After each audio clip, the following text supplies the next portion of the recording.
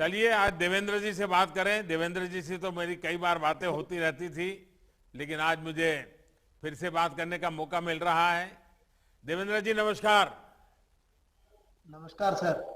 देवेंद्र जी, मैं तो बहुत भली भांति आपको जानता हूं, लेकिन देश आज आपके विषय में जानना चाहता है, तो एक बार जरूर आप बताइए। और इस खेल के साथ एक तो अपने बारे में बताइए, और खेल के साथ ये कैसे जुड़े। और आपने तो बड़े बड़े अंतराल के बाद और उम्र के सामने कभी आप झुके नहीं, आपने हमेशा उम्र को झुका दिया है, तो बताइए जरा। सबसे पहले तो सर आपने पैरा खिलाड़ियों को इतना हौसला दिया आपने ओलंपिक जाने, ओलंपिक से पहले, तो हम उसी हौसले के साथ टोक्यो जाएंगे और टोक्यो में जाके हम सभी खिलाड़ी भारत के लिए शानदार प्रदर्शन करेंगे और भारत माता के लिए हम ज्यादा से ज्यादा मेडल जीतेंगे। देवेंद्र जी, ये तो सर आप, मुझे संघर्ष पक्का भरोसा है, आप तो लगातार हर बार जीवन में आप 16 साल के अंतराल के बाद भी विक्ट्री पाने वालों में से हो। लेकिन मैं चाहूंगा कि आपके जीवन में वो कौन सी बातें हैं जो देशवासी जानना चाहिए, क्योंकि आपका एक हाथ चला गया और वो भी एक बिजली के करंट के कारण चला गया, और गांव में रहने वाला इंसान, और आज उम्र के उस पड़ाव पे हैं जहां कई लोग कहते हैं अब तो मेरी उम्र होगी, मैं कुछ नहीं कर सकता। आपने उस उम्र में भी खुद में खुद को नया ताकत देते रहते हैं। सर 9 साल की उम्र में जब मेरा एक हाथ बिजली की वजह से कट गया था, डॉक्टर के द्वारा काटना पड़ा, तो जब मैं वापस घर पे आया था तो घर से बाहर निकलना मेरे लिए चैलेंज हो गया था। बच्चे क्या बोलेंगे, मैं किसके साथ खेलूंगा। तो मेरी मम्मी पापा ने कहा कुछ नहीं हुआ, आप बाहर जाइए, बच्चों के साथ खेलिए। लेकिन वो दिन आज भी याद है जब मैंने बाहर बच्चों के साथ खेलना शुरू किया, और जब स्कूल में मैंने खेल की शुरुआत की तो मेरे से इतने क्वेश्चन हुए। जब मैंने पहली बार भाला उठाया कि मैं फेंकूंगा भाला, तो कहा कि आप किस लिए आए हो ग्राउंड में, आपका क्या काम है, आप तो दिव्यांग हो, आप तो डिफरेंटली एबल हो, आप जाइए पढ़ाई कीजिएगा, बस आपका ग्राउंड में कोई काम नहीं है। सर कहीं ना कहीं उस दिन मुझे अंदर से ये फील हुआ कि मैं कमजोर नहीं कहलाऊंगा, और कहीं न कहीं मुझे कमजोर ने कहलाने की जिद ने दुनिया का चैंपियन बनाया। दो दो ओलंपिक मेडल लिए सर, संघर्ष लंबा रहा, फैसिलिटी जीरो थी उस टाइम में। मैंने पैरा स्पोर्ट्स की शुरुआत की, एबल में भी खेला, लेकिन जिंदगी में एक सीख मिली मुझे। मैं ये मानता हूं जब आपके सामने कोई चुनौती आती है तो इसका मतलब ये है कि आप कहीं ना कहीं सफलता की तरफ जा रहे हैं। तो जब मेरे सामने चुनौती आती है तो मैं ये सोचता हूँ कि अब सफलता के बिल्कुल मैं नजदीक हूँ। देवेंद्र जी, आपने अपना पहला पैरा ओलंपिक 2004 में, यानी आज से 16 साल पहले आपने गोल्ड जीता, वर्ल्ड रिकॉर्ड भी बनाया। लेकिन दूसरा गोल्ड रियो में 2016 में, 12 साल के अंतर के बाद फिर से आपने विश्व रिकॉर्ड बनाया। एक एथलीट के तौर पर इतने लंबे समय तक शानदार प्रदर्शन के लिए आप खुद को कैसे तैयार करते हैं, यानी ये बड़ा गजब है जी आपका। बिल्कुल सर, बहुत साल का गैप हो गया था मेरा, बीजिंग ओलंपिक में इवेंट नहीं आया, फिर लंदन में नहीं आया। लेकिन मैं सच बताऊं, मैं जेवलिन के कुछ ज्यादा नहीं जानता लाइफ में। मुझे जेवलिन बहुत अच्छी लगती है फेंकना, मेरी लाइफ है वो, ये समझता हूं मैं जिस रूम में मैं सोता हूँ उसमें भी मेरा हमेशा एक जेवलिन रहती है। तो मेरा उसके प्रति बहुत मैं समर्पित हूँ, और एक लाइफ में मैं बहुत ही अनुशासित रहता हूँ। टाइम पे सोना, टाइम पे खाना खाना, और एक सकारात्मक सोच। लेकिन 2008 में मेरा इवेंट नहीं आया तो मैंने सोचा कि कोई बात नहीं, मेरा 12 में आएगा। लेकिन जब मेरा 12 में इवेंट नहीं आया तो एक बार मेरा मन ऐसे किया कि अब मेरे को गेम छोड़ देना चाहिए, क्योंकि उस टाइम में मेरी वाइफ भी नेशनल लेवल पे खेल रही थी। तो उनको मैंने कहा कि शायद मुझे आपके लिए अच्छा करना चाहिए, मैं आपको आगे प्रमोट करूंगा। फिर हमने डिसीजन लिया, वाइफ ने कहा नहीं आप 16 तक खेल सकते हो।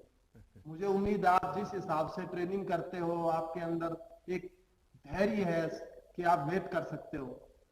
तो फिर मेरा प्लान चेंज हुआ 10 में कि चलो मैं ट्रेनिंग करता हूँ। फिर मेरा 13 में इवेंट आ गया कि लिस्ट आ गई कि रियो में आपका इवेंट है।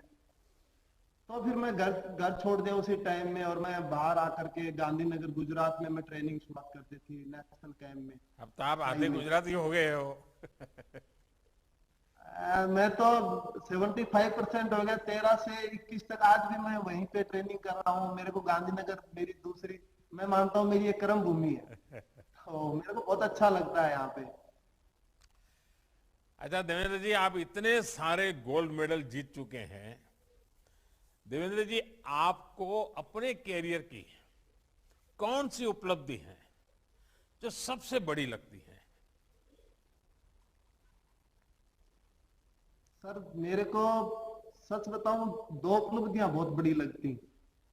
एक तो मुझे ये लगता है कि जब मैं एबल बॉडी में पहली बार खेला था और मैं डिस्ट्रिक्ट का चैंपियन बना, तो उस दिन मुझे ऐसा महसूस हुआ कि मैंने ओलंपिक का मेडल जीत लिया। कि 15-16 साल उम्र थी, अब मुझे कोई कमजोर नहीं कहेगा। मुझे अलग से फील हुआ कि अब मुझे कोई कमजोर नहीं कहेगा।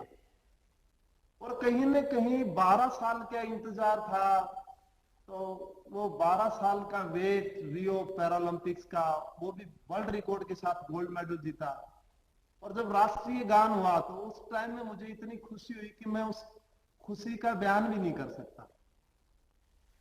चलिए, मैं देख रहा हूं मंजू जी भी आज हमारे सामने हैं, और आपकी यात्रा में मंजू जी का बहुत बड़ा रोल है। और मंजू जी स्वयं भी तो एक खिलाड़ी हैं। मंजू जी नमस्कार।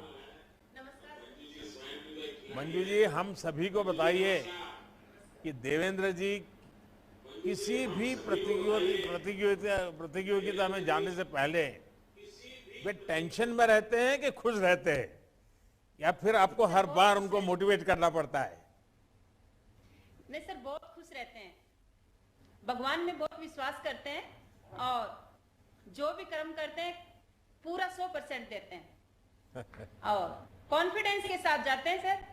और इनका कॉन्फिडेंस देख के मेरे को ये लगता है कि ये सिर्फ इनको कंपटीशन खेलना ही है, मेडल तो अपना श्योर है। अपने देश के लिए मेडल तो लेके ही आएंगे। अब आप खेलती हो कि आपने बंद कर दिया? सर मैंने बंद कर दिया। बच्चों को संभाल रही हूँ, फैमिली को संभाल रही हूँ। अच्छा, जिया खेलती है? बताओ सर, बोलो। नमस्कार सर। जिया, क्या खेलती हो बेटा तुम? सर मेरा फेवरेट गेम बैडमिंटन है, तो मैं वो अच्छा। खेलती हूँ। और आप पढ़ती कहाँ पर हो? सर मैं जयपुर में पढ़ती हूँ। गांधीनगर जाती हो कभी? हाँ जाती हूँ सर। अच्छा, स्टैच्यू ऑफ यूनिटी देखने के लिए पापा ले गए कि नहीं ले गए तुम्हें? पापा के पास टाइम कम था ना। तो मंजू जी ले जाएगी। हाँ सर बिल्कुल लेके जाऊंगी। देखिए, टोक्यो से आने के बाद आप सब लोग, सब परिवार स्टैच्यू ऑफ यूनिटी पर जाइए। देखिए देश की शान कैसी है वहां। जिया, ये बताइए कि आपको भी अपने पिता की तरह, अब आप बैडमिंटन खेलती हो, लेकिन स्पोर्ट्स में क्या करना चाहती हो? किस प्रकार से आगे बढ़ना चाहती हो? तुम्हें तो माँ बाप दोनों ने बचपन से ही स्पोर्ट्स की दुनिया में जोड़ा है। सर मैं मेरे पापा की तरह इंडिया के लिए मेडल जीतना चाहती हूँ। वाह। अच्छा, अरविंद जी भी है यहाँ। अरविंद जी नमस्कार। भाई हैं आप, और भाई भाई तो एक प्रकार से दोनों दोस्त होते हैं, बहुत करीब जी होते सर। हैं, और एक दूसरे से बहुत कुछ सीखते भी हैं। आपने देवेंद्र जी से कौन सी सबसे बड़ी बात सीखी है? सर देवेंद्र जी से सबसे बड़ी जो मुझे सीख मिली है वो ये कि बहुत जो भी काम करें वो बिल्कुल शांत मन के साथ करें, और अनुशासन से करते हुए उस काम में अपना 100% एफर्ट लगाओ, ताकि आपका जो पूरा फोकस है वो उसी के ऊपर रहे। तो उस चीज से मुझे बहुत सीखने को मिला है, और हम बहुत मोटिवेट होते हैं उस चीज से। चलिए, मेरा परिवार को सबको बहुत शुभकामनाएं, और आप सभी से बात करके मुझे बहुत अच्छा लगा। देवेंद्र जी, आपकी यात्रा और सफलता पूरे देश को प्रेरित करती है। एक तरफ जहां जिंदगी ने आपको मुश्किल समय दिखाया, लेकिन आपने और ज्यादा हिम्मत दिखाकर देश का नाम रोशन कर दिया। आपने 23 वर्ष की उम्र में भी जो दमखम दिखाया, वही दमखम आज आप 40 वर्ष में भी दिखा रहे हैं।